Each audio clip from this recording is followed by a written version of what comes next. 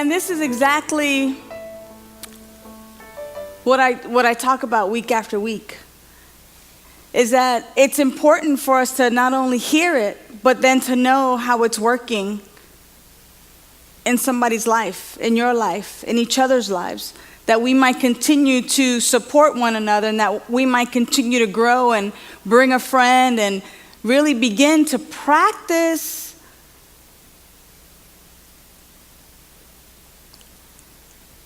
knowing the truth.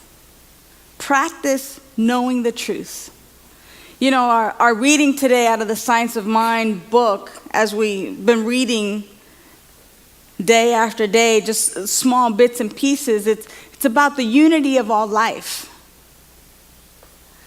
And I love that Doug touched upon how he uses spiritual practice to stay connected and to recognize and to know the truth. Because it is to the degree that we know the truth as to who we are and what life truly is about, it's to that degree in which we really get to live our genuine life. When we forget who we are, when we forget that our life is God, when we forget that that's our truth, we settle for mediocrity. We settle for the peanuts when we can have the whole warehouse. And some of us might think, well, I don't really need the whole warehouse. But why settle for peanuts when it's not enough? When we're constantly going, this is not enough, that's not enough, there's not enough. When indeed, the truth of who we are is that because our life is God, that we are abundant, that we are joy, that we are love, that we are peace. And the more I recognize that and realize that, and the more that I accept that that's my truth, it's to that degree that I really get to fully live and to fully experience the grandeur that is life. The reading today, speaks about peace. He says on page 493, and I'll just read a couple of little things about it that really stood out for me today that I just really want to impress upon us. He says, the unity of the Spirit is kept through the bonds of peace. Other than peace suggests confusion and separation. So, when we're not experiencing peace in our home, peace in our land, peace in our bodies and our minds, when we're not experiencing peace, it suggests confusion and separation. So the moment I am not experiencing peace, if I do what Doug says, which is an inventory, if I just stop, look, listen to the thoughts that I am entertaining, or the random thoughts that are passing through my mind, or as Doug says, ants, the automatic negative thoughts, right? If I stop when I'm feeling anything other than peace, it's because I have this belief in separation. It's because I believe that you and I are at odds, or that we are not part of the one that is the one. It is because I am entertaining thoughts that somehow you're better than me, or I'm better than you, or there's some inequality. The unity of the Spirit is kept through the bonds of peace. So when I am feeling peace, when I am at peace, when there's peace in my mind, peace in my body, peace in my home, peace in my city, in my country, in the world, then I know that there's no confusion. But what we're hearing day in and day out, whether we're listening to the news, reading the newspaper, or even if we get online for a moment, there's always that flash about there's war happening, there's this happening, there's civil unrest here, there's things happening here and there, and we're saying to ourselves, there's no peace. And the moment that we say to ourselves, there's no peace in this country, or in our state, or in our home, or in our body, we must stop and know peace. I was just at Saddleback on Sunday, which is in the Lake Forest, and I was speaking there. And after my talk, one of the gentlemen came up to me and he says, "Thank you so much for sharing on spiritual activism." And I said, "Spiritual activism? Like, well, what did I say?" You know, because sometimes I just kind of get in this channeling trance kind of thing, and who knows what I said. But I remember exactly what it was that I said, and he reminded me. Because when I talk about, or when we see on the news that there's wars here or wars there, or there's unrest here, or somebody there's an an up-leveling of consciousness and people are just not going to stand for it anymore, there's a revolution or wherever it is, as spiritual people, we may not be the ones to get on a bus and go and rally. We may not be the ones who, sign up to go fight a war or anything like that. But our work as spiritual people is to sit and do nothing, aka meditate, aka know the truth. It's to be still and know peace. So anytime I'm listening to the radio or listening to a CD or somebody brings up some place where there's unrest, I, as a spiritual person, my spiritual activism, if you will, is to turn away from that. And I'm not denying that it exists, but it is to come to this place within me that knows peace, that knows that peace is, that there's nothing that separates my life from the life of anyone else. That because there's one power, one presence, one life, and that life expresses in many forms and fashions, that energetic, that is God, that is life, that is unity, it is expressing as me, it is expressing as you. Therefore, we have our existence in the one. And as I know peace here within my own body, within my own realm, within what I can be in charge of, as I know peace in my mind, as I begin to accept peace in my body, as I begin to recognize the oneness and the unity of all life, that energetic, that vibration affects the world. It affects others.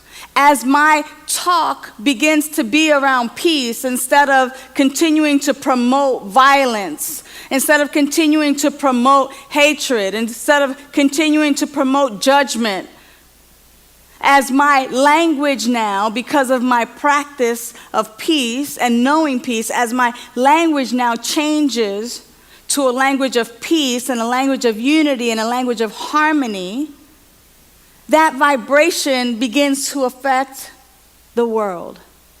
We affect and we have an effect upon one another. So as I know the unity of all life, what I am turning away from is this idea of separation. And my vibration, your vibration, our vibration, the collective vibration of knowing peace affects the world.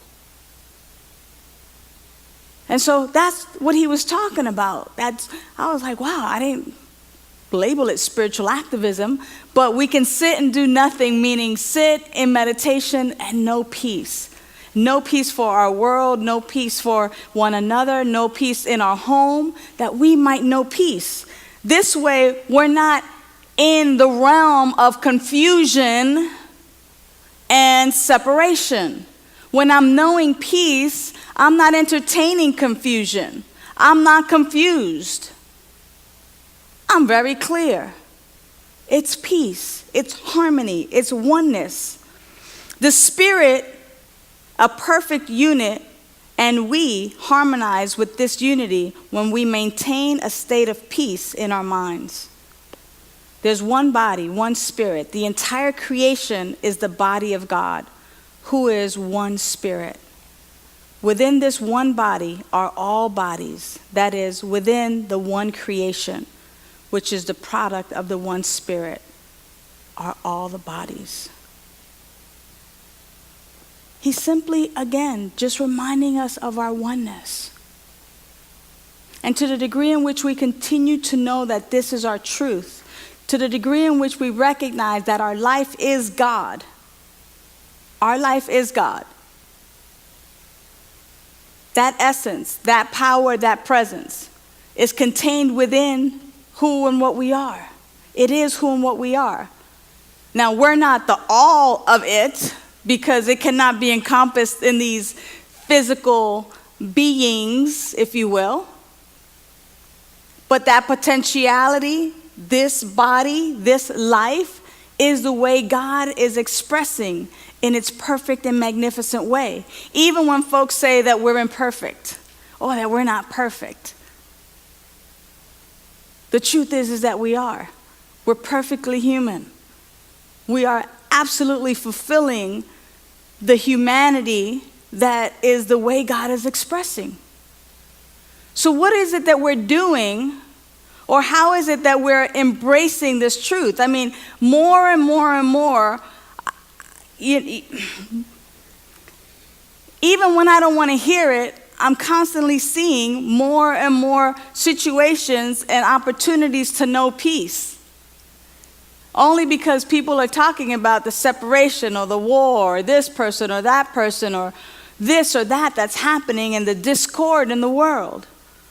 And whether it's because I'm experiencing, or whether it's because that folks are experiencing lack of money, lack of health, lack of unity in their home, or whether it's because people are not recognizing the truth of who they are, this is the opportunity for me to know the truth. This is the opportunity for you to know the truth. Anytime something other than oneness and love and joy and peace present itself to you, that is your billboard or your sign, that is your signal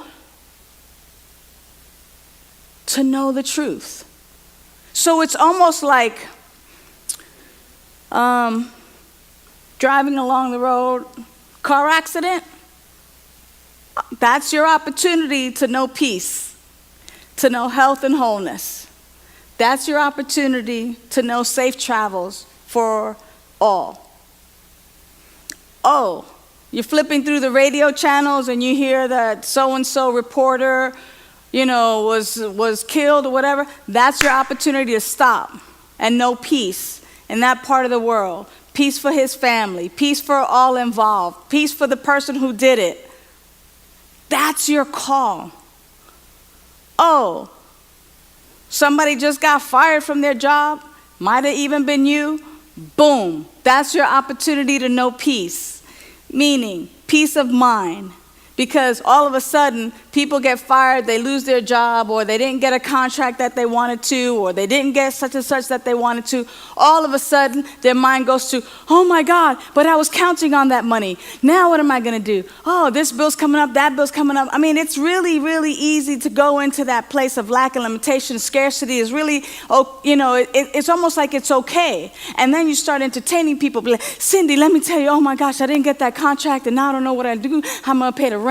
And the dog needs some food. And Cindy go, oh yeah, girl, I know what you mean. And all of a sudden we start this, this party of lack and limitation. And it's like, wait a minute. Great opportunity to know peace. Great opportunity to know my abundance. Great opportunity to know that my life is the life of God, no matter what the world of effects says about me or what it looks like. It is our opportunity to stop, look, and listen to see what the mind is telling us, to see where we get to course correct. Because if it's telling us that we're other than the life that God is, or that we're other than love and abundance and joy and peace, it is a lie. And if we continue to go down that path and entertain that, then that's on us. We cannot allow these random thoughts to create the default of our life or to create our life. We have the option and the mandate as spiritual people and spiritual community to be the one in charge, to remember the truth of who we are. And when we forget, we get to call up a practitioner, or we get to call up one member of our spiritual community and go, OMG, Rosie, I forgot the truth of who I am. Could you remind me? Because right now I'm experiencing lack and limitation and doubt and fear and worry and da-da-da-da-da. Rosie can go, sunshine, chill. Don't you know? Remember, you are the perfect and divine way that love, that God, that life, that radiance is expressing on this planet. And that by simply changing your thought, you can change your experience, because your thought will then begin to set something in motion by the vibration. And by remembering the truth of who we are, you'll begin to recognize and know that everything is in fact in divine order, and that this was just a little bump in the road, a little hiccup. It's like, oh yeah, that's right. I know this to be my truth. And to the degree in which I recognize this and I accept this, I can experience my full and genuine life. There was one other thing in this reading that was amazing for me.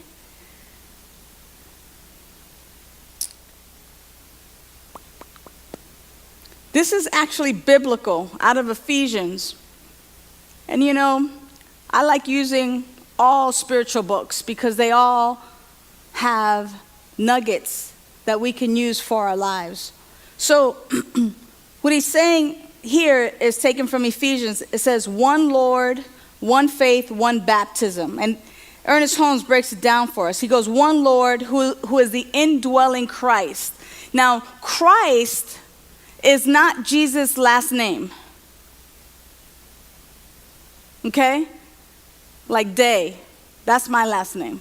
But Christ wasn't Jesus' last name. Christ is actually, what it actually means is the enlightened one. So he was known as Jesus, comma, the enlightened one. The enlightened one. One who was enlightened, one who studied, who knew, who realized the truth of who he actually was. Simply when he said, when you see me, you see the Father, which sent me. When you see me, you see God. So he was the enlightened one. So the one Lord is the indwelling, enlightened one, which is God. The enlightened one. That is who and what I am, right? There is but one faith, for faith is the affirmative mental attitude toward the universe. So where is our faith, or what is our faith? Our faith is the affirmative mental attitude towards the universe. So I get to check that out. What is my mental attitude toward the universe? Is it negative? Is it, I'll never amount to anything? Are we buying into all that? I'm not slim enough. I'm not tall enough. I'm not dark enough. I'm not light enough. My hair's not curly enough. I'm too this or too that. What is our attitude toward the universe? That there's enough or that there isn't enough? So the one faith is a positive mental attitude toward the universe. Peace, again, the unity of all life. That's the mental attitude that we're here to cultivate and to know.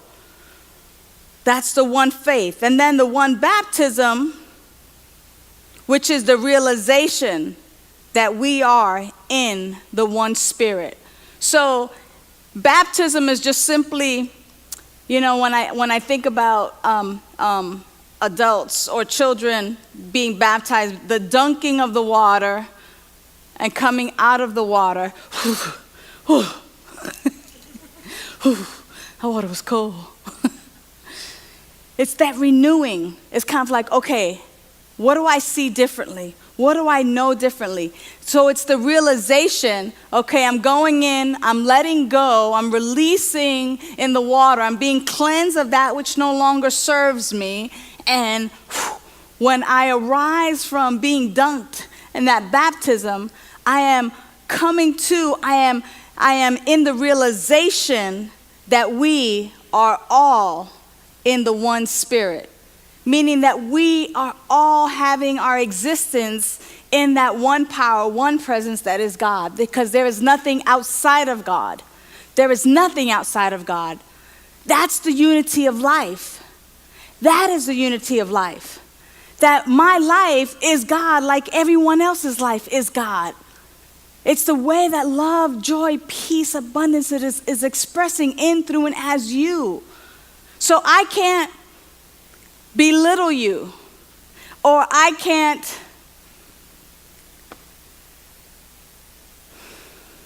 try to make you feel less than, because you're the life that God is. You're the beautiful way that God is expressing. What I get to do is exalt you, is to recognize you, to honor you, to treat you as the life that you are, which is God. That is the truth. And so our mental attitude is developed and cultivated through our spiritual practice. And it's our daily spiritual practice that helps us to remember the unity of all life. And that when I am not in a place of peace, it's because I'm believing more in separation than I am believing in the unity of all life.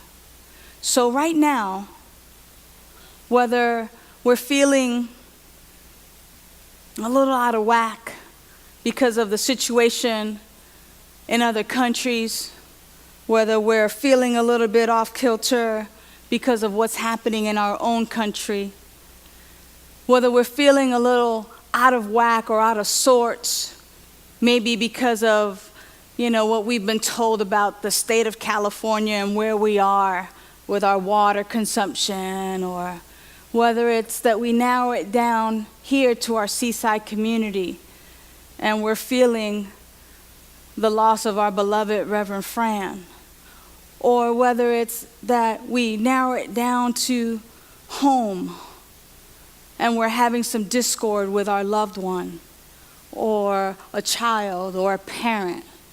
Whatever it is that we're feeling discord about, right now, we're just going to enter the silence and we're going to know peace. We're going to know peace for ourselves individually, for our family, for our city, for our spiritual community, for our state, for our country, for our world. And we're just going to see peace in these areas, and we're going to know that our life is that same life. My life is your life is my life. That this life that we have, that we're living, that we're experiencing is really the divine way that God is expressing. And so we're just going to know peace for just a few moments, knowing that things change, but that our life is still the life of God.